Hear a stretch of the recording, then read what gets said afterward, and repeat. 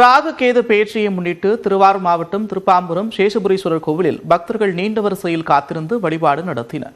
இன்று மாலை 4:20 மணிக்கு ராகு பகவான் மீன ராசியிலிருந்து கும்பராசிக்கும், கேது பகவான் கன்னி ராசியிலிருந்து சிம்ம ராசிக்கும் இடம்பெயர்ந்ததாக நம்பப்படுகிறது. இதனையொட்டி திருவாரூர் மாவட்டம் திருப்பாம்புரம் கிராமத்தில் உள்ள சேஷபுரீஸ்வரர் கோவிலில் சிறப்பு வழிபாடு நடத்தப்பட்டது. பல்வேறு மாவட்டங்களிலிருந்து வந்திருந்த ஆயிரக்கணக்கான பக்தர்கள் நீண்ட வரிசையில் காத்திருந்து சுவாமி தரிசனம் செய்தனர்.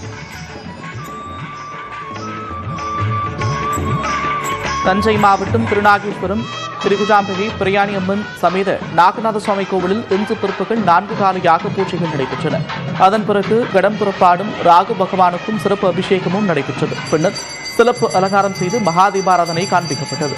இதனைத் தொடர்ந்து பக்தர்கள் நீண்ட வரிசையில் காத்திருந்து சுவாமி தரிசனம் செய்தனர்.